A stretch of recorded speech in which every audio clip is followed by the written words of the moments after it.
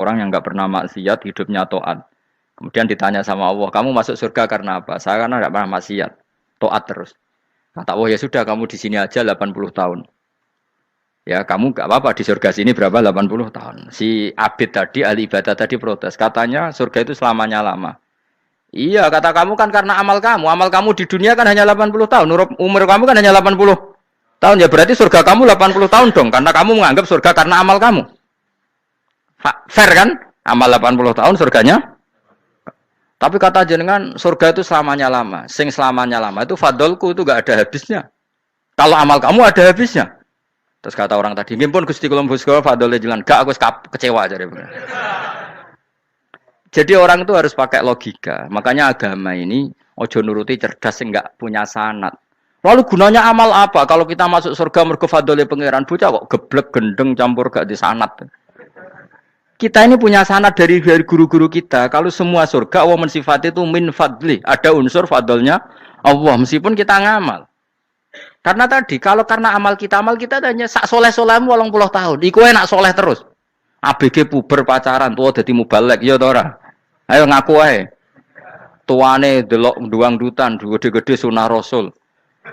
Coba kewapir suwi bareng Islam anyaran sudah dadi mubalek banyak. Artinya enggak 80 tahun total kita jadi orang apa?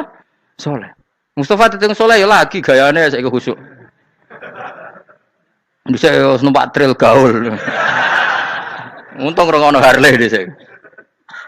Nah, kalau karena amal kita berarti kita di surga hanya 80 tahun. Terus kata Allah, tapi kata jenengan surga selamanya lama. Yang selamanya lama itu fadl saya. Anugerah saya itu tanpa batas.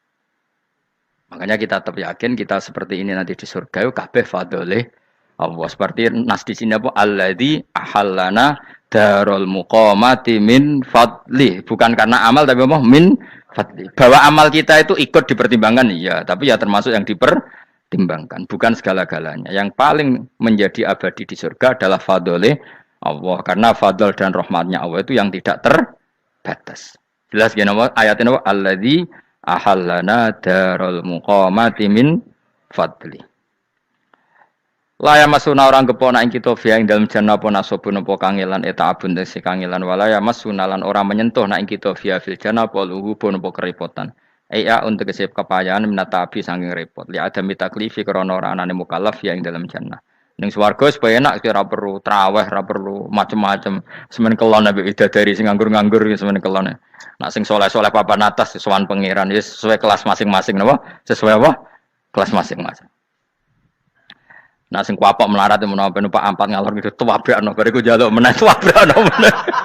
Saking dendame ning donya ora alpat ra iso numpak. Dadi numpak kan ya cemplungno jurang, paham ya. Bariku njaluk apa? Anyar meneh. Bojo ngono sing wayu buak gentine. Saking dendame di bojo elek ning donya. Serapopo gak masalah ini swarga aman apa? Wa dzikrusani uta nyebut sing kedua atabi'i kang anut lil awali maring sing awal li tasri karo nyeplosno binafsi lan nafekno lugu. Maksudnya nasab manane repot, lugu yo manane repot kok diatafno berarti bener-bener ning akhirat itu yo ora ono repot, ora ono kangelan. Waladina uta wong akeh kafaru kang kafir sapa ladina, iku lahum tetep kedhe ladina naru jahannam mauten neraka jahannam. Orang-orang kafir itu pasti masuk neraka. La yuktu. Maksudnya kafir dengan definisi yang mati alal kufri. Kalau masih di dunia kamu tidak bisa menvonis si A si B pasti kafir karena finalnya adalah di husnul khotimah atau suul khotimah. Maka status sekarang kita dikatakan mukmin ya sekarang, yang sedang kafir ya sedang kafir. Bisa saja yang sedang fasik nanti mati soleh, yang sedang soleh nanti mati fasik. Makanya kita enggak berhenti doa apa ya muqallibal qulub tsabbit qalbi ala dinik, karena kita tidak pernah tahu. Makanya status kafir ya wamatu wahum kufar. Sebagian ayat apa wamatu wahum kufar, status yang permanen adalah dalam keadaan mati, dia dalam keadaan kafir. Tapi kalau masih di dunia gini enggak jelas. Makanya saya suwun ya, kalau kita harus toleransi sebagai warga Indonesia, kalau kamu orang alim, toleransi atas nama agama, karena yang sedang kafir pun tidak jaminan selalu kafir. Jadi kita tidak perlu musuhan, karena memang semuanya tidak mesti. Ya itu kalau atas nama nopo agama. Kalau atas nama negara ya memang kita berkawan atas nama sama-sama bangsa nopo Indonesia. Kalau atas nama agama ya memang nggak mesti juga. Bisa saja mereka husnul khotimah. Kita tidak pernah tahu. Makanya Allah terbilang qulu linnasi siapa husna dengan siapapun yang baik. Lah soal nak diperangi kita perang ra kudu wong kafir. Lah kowe dibaca wong Islam ya males. Lah meneng ae disembelih. Wah. Ya soal itu kan bab sial, bab mempertahankan apa di diri. Itu tidak harus dengan orang apa? Kafir. Misalnya ada penjahat mau membunuh istri kamu. Kamu tentu dibolehkan Islam lah melawan. Paham ya? Makanya di kitab-kitab fikih diterangkan ada bab di mana harbi itu kafir yang melawan kita itu boleh kita lawan. Tapi kata sarah itu tidak harus kafir. Dalam konteks apa? Kita mau digarong orang atau istri kamu mau diperkosa orang ya kamu wajib melakukan perlawanan. Jadi tidak adifa anil dzali apa adifa anin nafsi. Makanya Nabi mengatakan mangkutila duna mali bahwa syahid. Jadi itu kan disiplin fikih. Makanya ngaji ya. Makanya tatus soleh juga gitu. Orang soleh yang sedang soleh nggak boleh kumo luhur, bisa saja suul khotimah. Kita punya cerita banyak. Misalnya Khalid bin Walid, Wahsi itu kayak apa Nabi bencinya sama Wahsi karena pembunuh Sayyid Hamzah. Tapi dia mati husnul khotimah. Sa'labah yang punya gelar merpatinya masjid karena selalu itikaf malah suul khotimah. Kita tidak pernah tahu. Dan tidak pernah tahu itu bagus. Karena menjadi mawas diri, menjadi tawadhu. Tawadhu itu ekspresinya macam-macam. Boleh ada ya ulama yang ini cerita aja ya. Ada ulama yang mau dicucup. Alasannya didik santri atau masyarakat biar hormat sama orang alim itu ya benar. Ada ulama yang nggak kerso dicucup. Alasannya saya sendiri untuk melawan ujub saya, keangkuhan saya, kesombongan saya. Ini namanya istihad. Boleh, bebas orang boleh. Kenapa? Istihad. Abdul bin Mas'ud itu nggak senang punya santri derekno dia. Karena kata beliau dilatan ditabe wa fitnatan lil mabuk. Yang derekno itu hina, dia khawatir kumo luhur apa? Kiai kalau kelamaan di derekno itu kan kumo luhur. Kadang gawa rokok era gelem, ono sing gawakno. Bahkan nyumet era gelem ono sing nyumet. Padahal kok film geng Cina ae ngono. Geng Cina kan padha kan. Kadang kene bangga wong kok geng Cina kok apa. Tapi banyak juga ulama yang mau biar gue iling-ilingan di enggak apa-apa, semua itu istihad. Napa semua itu enggak apa-apa kita. Makanya saya itu ya kadang salaman, kadang enggak. Karena istihad kita banyak.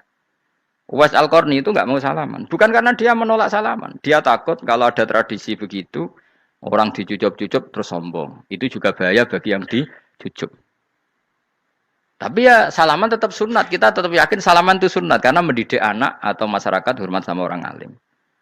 Tapi kalau itu terlalu masif, nanti orang yang abal-abal menjadi keangkuhan. Delok wong sakmenake nyucup aku kabeh. Keren gak? Keren apa nih? Soalnya jangan ditakdir pun rokok aneh-aneh. Enggak ada yang keren di dunia. Yang keren adalah makanya Salman Al Farisi ketika dia sukses menaklukkan Persia itu mau syukuran. Kata Salman Al Farisi, enggak Jong. Kalau saya nanti masuk surga, saya mau syukuran. Tak undang namanya. Saya juga punya rencana syukuran di surga. Nanti tak undang sebenarnya. Dan enak kan enggak usah biaya undang. Pesta besar-besaran. Enak seneng dugem-dugem ning kono ora ono maksiat. Sekono gawa babonmu, widadarimu gawa. Piro kan widadari ora 70. Piro Mas? Ki rencana piro Mas? Piro? Rukun 70 Mas. Nanti tak undang. Saya punya rencana, pokoknya sekali masuk surga bersyukuran besar-besar. Kayak tak undang ra ono berarti ning neraka.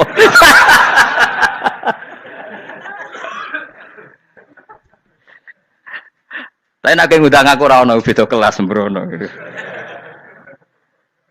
Dataku ra ono ning kelas wargamu ra ono.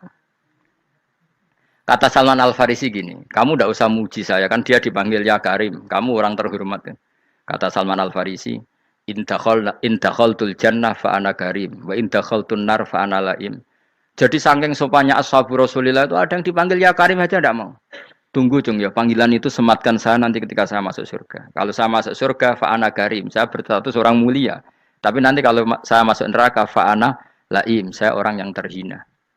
Jadi dulu ashabu Rasulullah seperti itu. Terus ada ulama yang melawan nafsunya macam-macam. Misalnya saya milih jarang ada sowanan, saya dapati senang banyak santri sowan. Tapi bukan karena benci enggak. Karena saya takut sebagai orang yang sangat terhormat. Saya ngaji di mana-mana suka yang enggak usah pakai kursi. Gue iling-ilingan kalau saya dan kamu setara. Saya sebenarnya bisa aja minta kursi tinggi koyok ketua MK. Banyak kan ngaji nih serapati ngalim tapi gue kursi ning dhuwur, santri ning Ngisor guayane kok wong pinter-pinter. Jebule kitabe maknanan ben ra konangan. Sing ngrasa apa wong modus. Ya tapi tidak suudzon ya, tapi ya ono tenan wae. Tapi kalau saya cara berpikir sederhana, kita kan sama-sama umatur Rasulillah, ya sudahlah hadin sawa. Lu andai kan kamu sanggup maca kitab ya gentenan ra masalah.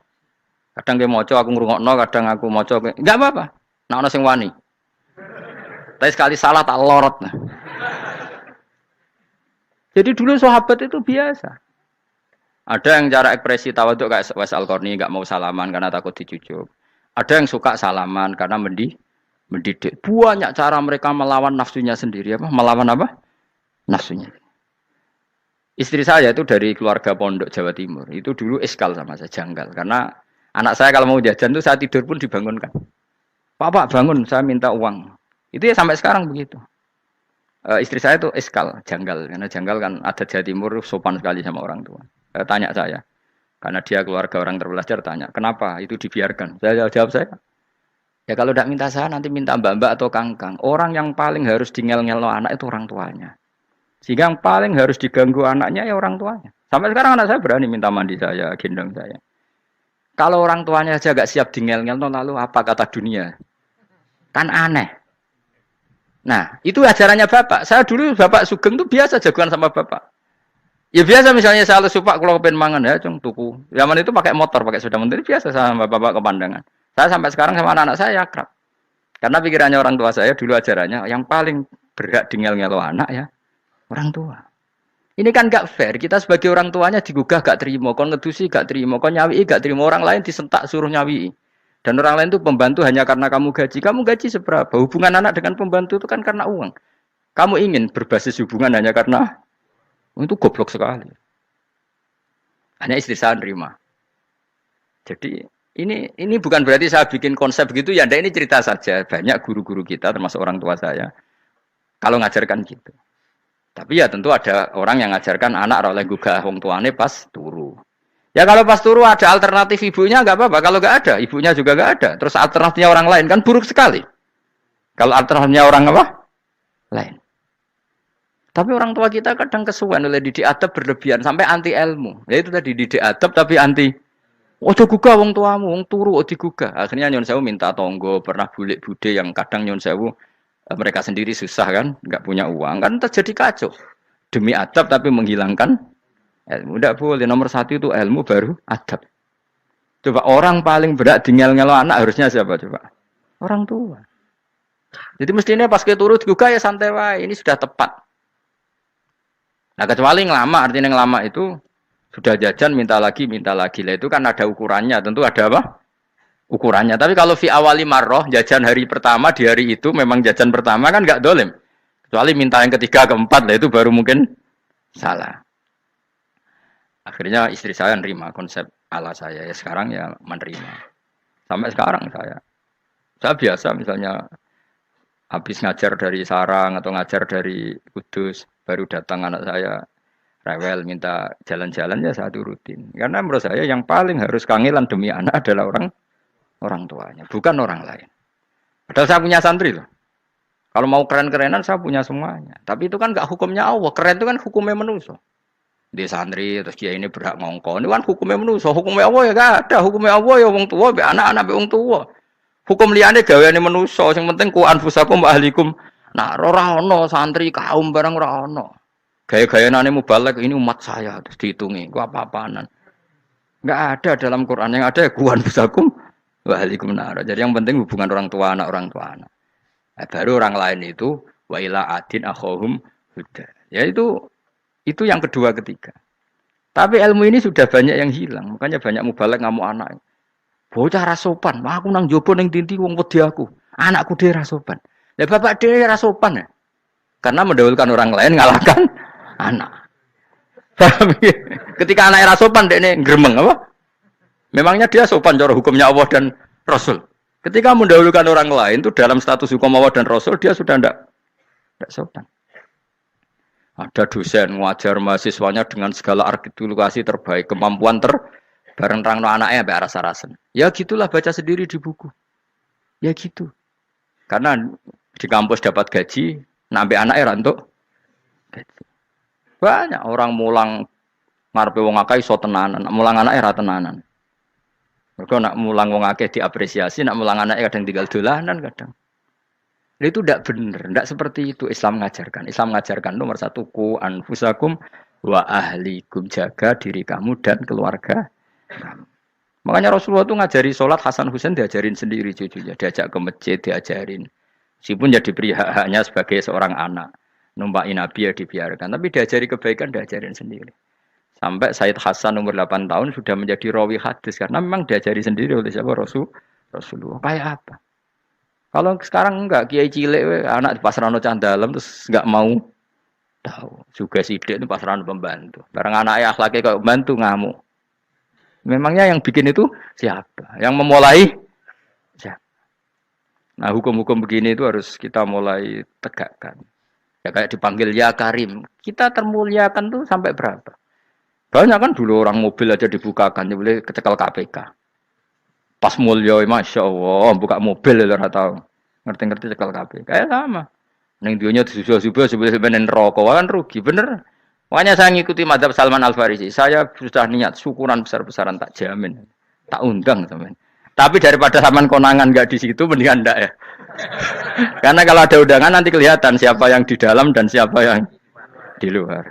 Nggak usah yo, nggak usah. Nanti takutnya nggak ada di situ malah mari ngenes kula. Kecuali nggak ada di situ, malaikat itu nggak ada Gus di kelas jenengan, tapi mungkin di bawah ada. Alhamdulillah kalau gitu mau beda napa? Kelas. Tapi nak sing sitok ning swarga sitok neraka innalillahi wa inna ilaihi raji'un. Tapi semoga malaikatnya hanya jawab gitu. Enggak ada Gus, kalau di kelas ini enggak ada. Mungkin di bawahnya ada. Tapi nanti pengurusnya enggak mau, pengurus surga itu. Enggak bisa ini. Kalau beda kelas harus pakai visa. Karena lintas apa? Negara. Ya jelas ya. Jadi kata Salman Al Farisi gimana? Jangan panggil saya ya Karim sekarang. Kalau nanti saya masuk surga, fa'ana Karim. Wa in dakhaltun nar fa'ana Laim. Laim itu terhina. Nah kalau semua orang berpikir begitu kan semuanya tawadhu, semuanya tidak kumoluhur. Ya karena ya dunia ini nggak pernah jelas. Makanya Nabi yang Nabi saja berdoa apa ya muqallibal qulub, tsabbit qalbi ala dinik. Dat yang membolak-balikkan hati. Karena kayak apa kita mencintai Indonesia? Mencintai masyarakat Indonesia. Tapi kayak apa kalau kamu sudah datang ke Singapura, orang Singapura dinamis terus gerutu. Orang Indonesia itu pemalas, tidak kayak orang Singapura, dinamis maju. Tapi kalau urip di Singapura gak gelem. Tapi di Indonesia men gerutu, orang Indonesia tidak kayak orang Singapura. Cara aku nak ngomong ngono gak usah urip di Indonesia, kalau urip di Budi. Singapura. Islam Indonesia gak mutu kayak di Timur Tengah, jubahan semua gini-gini.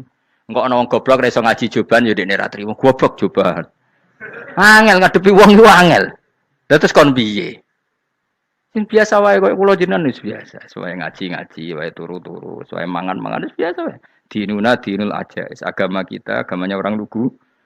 Yang penting hubungannya dengan Allah spesial bahwa kita yakin hidup kita namun bergantung kepada Allah Subhanahu wa taala dan kita selalu nyifati Allah nikmal maula wa ni'man nasir. Selagi Tuhannya Allah pasti kita ditolong. Apapun kondisi Indonesia, Tuhan kita tetap Allah, tetap ditolong. Kita pernah keluar dari penjajahan Belanda, tragedi PKI, ya apa saja problem kita pernah keluar karena Allah Tuhan kita, nikmal maula wa ni'man nasir. Sudah, iktimatnya sama Allah, jangan pada yang lain. Yang lainnya itu hanya aturan bernegara saja. Kita butuh presiden, butuh macam-macam. Itu aturan bernegara. Tapi kesejahteraan kita tetap Allah nikmal maula. Karena kalau Allah yang nggak berkenan, Jawa dihilangkan les lewat likuifaksi selesai. Atau meteor satu jatuh selesai. Makanya Allah selalu mensifati dirinya, saya yang memegang langit bumi, saya yang mengatur langit bumi. Beberapa benda langit nggak jatuh ke bumi karena saya, kata Allah. Inna wa yumsikus samawati wal ardo antazula wala inzalata in amsakahuma min ahadim min ba'di. Kalau sistem alam langit itu hancur, semuanya hancur. Tapi kita enggak. Kadang-kadang membayangkan dunia enggak hancur itu kalau kestabilan negara. Negara tak stabil, kalau alam enggak stabil mau apa? Semuanya enggak koruptor, semuanya adil. Tapi diguncang gempa tetap selesai. Diundang faksi tetap selesai. Makanya Allah selalu mengingatkan kita, aamintum manfis sama ayakhsifa bihumul ardo fa idza hiya katamu. Kenapa kamu merasa aman di bumi? Bumi ini setiap saat bisa likuifaksi kata Allah. Karena bumi itu dzatis sodok, potensinya pecah. Tapi kalau kita ingat situ kan akhirnya bergantung sama Allah sambil bernegara secara benar, bertetangga secara benar. Susahnya apa sih hidup benar? Wong hidup benar itu nikmat. Kulo mboten nate urip susah. Ngerti masalah saya yang pangeran Gusti niki wae jenengan ya sudah selesai. Jadi nak tahlilan ojo ngrameni tok, dijiwai nikmal maula. Nikmat itu sebaik-baiknya, nikmat itu sebaik-baiknya. Artinya kita selagi punya Tuhan itu pasti nasib kita ya sebaik-baiknya. Ngomongin nikmal maula tapi mbek gerutu. Seramutu. Mulane ra dadi wali perkarane ya apa. Jadi wiridane wae tapi ra dijiwai, enggak boleh seperti itu. Tapi lumayan, timbang ora wali ra wiridan, malah ra karo-karuan malah. La yuqda alaihim raden putusna sapa alaihim ing atase ahlun nar bil mauti lan mati fayamutu mongko iso dadi mati sapa ahlun nar fayastarihu. Mongko iso istirahat sapa ngake. Jadi ahlun nar ketika disiksa minta mati. Maksudnya mereka minta mati itu tidak merasakan sakit. Tapi nyatanya mereka sudah tidak bisa mati. Berarti disiksa terus terus. Walai khafaf lan ora den ringan napa anhum saking ahlun nar min adzabia saking siksa sinar torfata ene ning sak kedape mri kadalika kaya mungkon-mungkon kabeh kama jasinahum tegese kaya oleh males ingsun wong akeh nadzi males ingsun kula kafurin ing saben-saben wong sing banget kafire banget ingkare ning Allah lan nikmat-nikmate Allah manane kafir bilya iklan ya yadzi wa nuni lan nun al maftuhah kados kita tidak yadzi tapi napa nadzi nggih kadalika nadzi kula kafur. Assalamualaikum warahmatullahi wabarakatuh.